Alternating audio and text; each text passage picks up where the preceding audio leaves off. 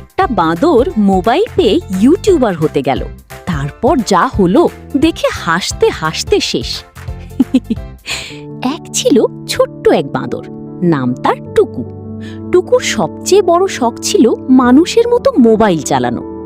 একদিন সে জঙ্গলের পাশে একটা মোবাইল কুড়িয়ে পেল। টুকু খুশিতে বলল, আজ থেকে আমিও ইউটিউবার। সে গাছের ডালে উঠে ভিডিও বানাতে শুরু করলো। হ্যালো বন্ধুরা, আজ আমি কলা খাওয়ার চ্যালেঞ্জ করব।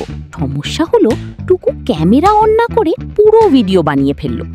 সব পশু হেসে গড়াগড়ি খেতে লাগলো। রেগে গিয়ে টুকু আবার ভিডিও শুরু করলো। এবার সে স্টাইল করে নাচতে গিয়ে ডাল থেকে সোজা কাদায় পড়ে গেল। সবাই জোরে হেসে উঠল। টুকু শেষে হেসে বলল, ভিডিও ভাইরাল না হলেও সবাইকে হাসাতে তো পেরেছি। মানুষকে হাসাতে পারাটাও একটা বড় প্রতিভা। হাই বন্ধুরা, তোমরা কি মজার মজার গল্প শুনতে ভালোবাসো? তাহলে এখনই আমাদের চ্যানেলটা সাবস্ক্রাইব করো।